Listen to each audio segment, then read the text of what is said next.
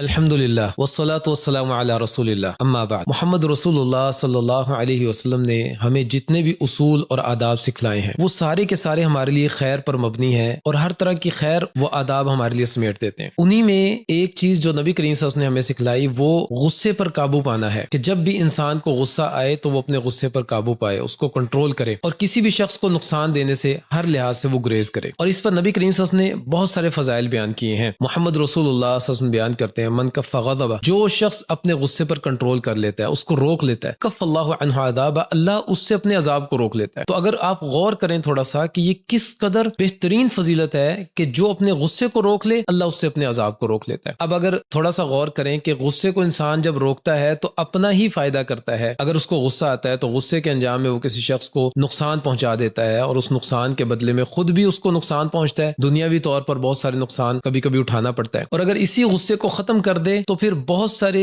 نقصانات سے اور بہت سارے ایسی چیزیں جو انسان کو نقصان پہنچا سکتی ہیں ان سے یہ بچ جاتا ہے، اور اس کے ساتھ ساتھ اللہ کے عذاب سے بھی بچ جاتا ہے۔ اسی طرح نبی کریم صلی اللہ علیہ وسلم نے ایسے شخص کو جو اپنے غصے پر قابو پا لیتا ہے، دنیا میں سب سے بہادر ترین شخص اس کو کہا ہے کہ یہ سب سے بہادر ہے۔ نبی کریم صلی اللہ علیہ وسلم بیان کرتے ہیں، لیس الشدید بالسرعہ انما الشدید الذی یملک نفسہ عند الغضب، بہادر وہ نہیں ہے جو میدان میں اپنے مد مقابل کو گرا دے، اس کو چت کر دے، بلکہ بہادر وہ ہے جو غصے کے وقت اپنے اوپر قابو پا لیتا ہے، اپنے غصے کو ٹھنڈا کرتا ہے۔ وہ کس طرح اپنے غصے کو ختم کرے وہ یہ جانتا ہے، اور وہ اپنے غصے کے وقت کسی بھی طرح کے لوگوں کو نقصان نہیں پہنچاتا یا اپنے آپ کو بھی نقصان نہیں پہنچنے دیتا۔ اسی طرح ایک اور حدیث جو بہت ہی بڑی فضیلت اپنے اندر سمیٹے ہوئے ہے، نبی کریم صلی اللہ علیہ وسلم نے بیان کیا، من کظم غیظا وهو قادر علی ان ينفذ، جو شخص اپنے غصے کو پی لیتا ہے، حالانکہ یہ ایسا شخص ہے جو اس بات پر قدرت رکھتا ہے، قادر ہے، اس کو اختیار موجود ہے کہ غصے کے وقت اپنے مقابل کو یہ کسی بھی طرح کا نقصان پہنچا دے، یعنی کچھ بھی کر لے غصے کے وقت۔ ایسا نہیں ہے کہ غصہ آیا کر کچھ نہیں سکتا، نہیں، سب کچھ کر سکتا ہے، لیکن اس کے باوجود یہ اپنے غصے کو پی لیتا ہے، اس پر کنٹرول کرتا ہے۔ تو اتنی بڑی فضیلت کہا کہ قیامت کے دن اللہ تعالیٰ ساری مخلوقات کے سامنے اس کو بلائیں گے۔ یہاں پر اگر کسی